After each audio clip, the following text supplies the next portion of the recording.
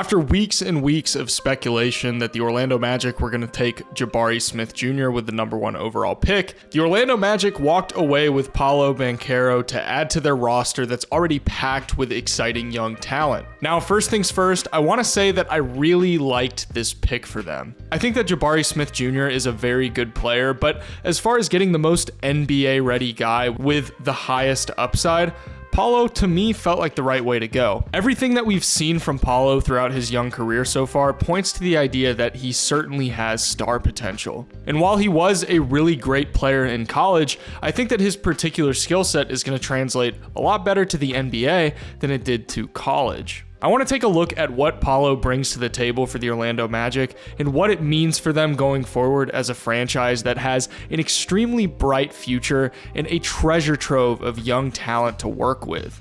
So at a glance, he averaged 17.2 points, 7.8 rebounds, and 3.2 assists per game on 47.8% shooting from the field and 33.8% shooting from three. Now, college numbers can be hard to take at face value because they vary so wildly depending on what conference you're in, how you're being used, and a whole number of other factors that could skew the raw box score stats. Now, the scoring of Paulo is the immediate and most obvious draw.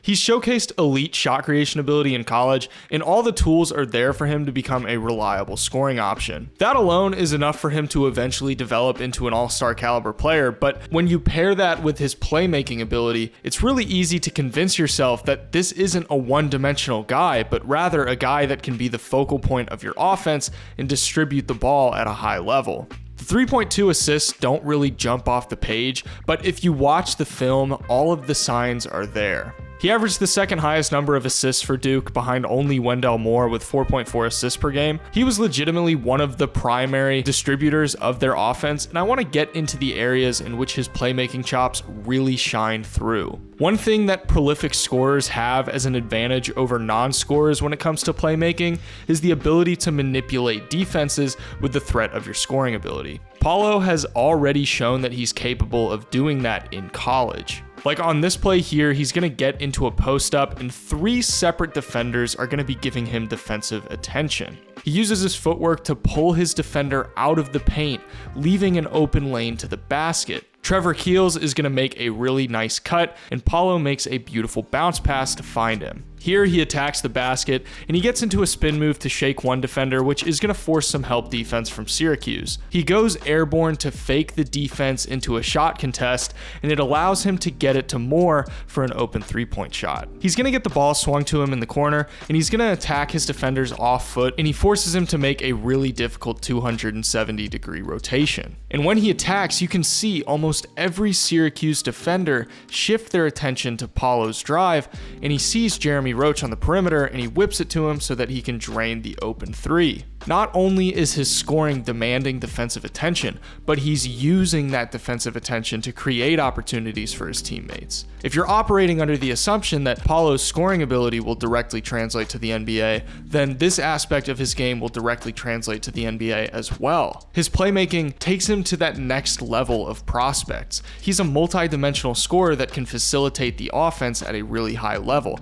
I don't think I need to explain why that's a valuable player. Okay, now we can get into the really fun part and talk about his scoring. His ball handling ability at 6'10 is actually really hard to wrap your head around.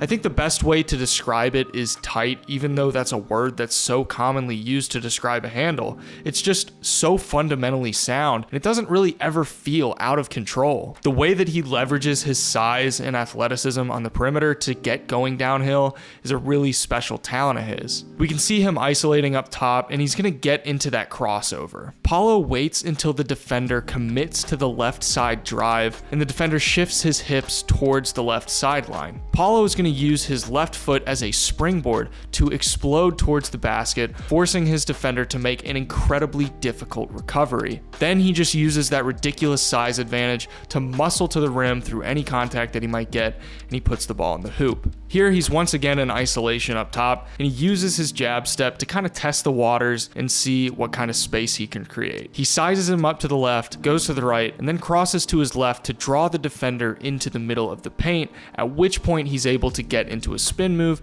to leave the defender in the dust, for a nice finish. These are premeditated, practiced moves. He understands how defenses are going to react to certain things, and it's not just randomly spamming dribble moves like you would in 2K, it's using your ball handling ability to get your defender where you want them to be so that you can create a high percentage opportunity for yourself. He's got such solid post footwork as well, and he's at an advantage because not only can he get to the rim, but he can also use that post footwork to get into a turnaround fadeaway. His quickness, athleticism, and skill in the post have all the makings of an elite post scoring big man. Once he fleshes out his perimeter game a little bit, he's going to have all the tools at his disposal to score at all 3 levels. Real quick guys, I want to take a second to shout out the sponsor of today's video, and that's Basketball Index. Basketball Index is one of my favorite tools for finding interesting statistics on players. They've got a ton of tools that you can use, and one of my favorites is the headshot plots that you can make through their website. Say that you want to know who the best rebounders in the NBA are.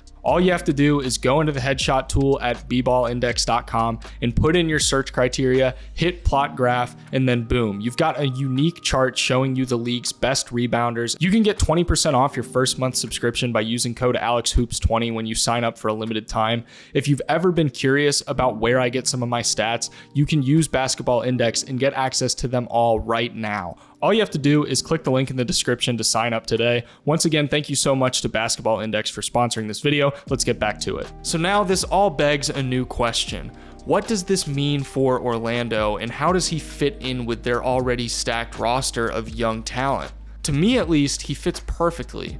I think they were really lacking a true first scoring option, and Paulo is really going to scratch that itch for them. And while they already have some really exciting playmaking prospects as it is, having frontcourt playmaking from a pseudo point forward in Paulo is going to open up their offense a ton. If you look at 2 of their frontcourt pieces in Franz Wagner and now Paulo, it's a really exciting duo to think about. Franz Wagner was legitimately one of the best cutters in the entire NBA last year. His cutting ability is going to work perfectly alongside Paulo, creating easy passes for him out of post-ups, and of course his 3-point shooting is going to allow Paulo to pass out of drives to get it to Franz open on the perimeter. The opportunities for a small ball lineup with Paulo at the 5 and Franz Wagner at the 4 is a really intriguing thought. Now, I get that there are some defensive concerns, but I think both Franz and Paulo have the tools to become very reliable and effective defenders. Offensively, that frontcourt duo is going to be really, really scary. And that's not even mentioning Wendell Carter Jr. Once you throw him into the mix, those 3 are going to be a really big threat. Wendell and Paulo are going to be able to run the pick and roll together. That's going to make for all sorts of mismatches.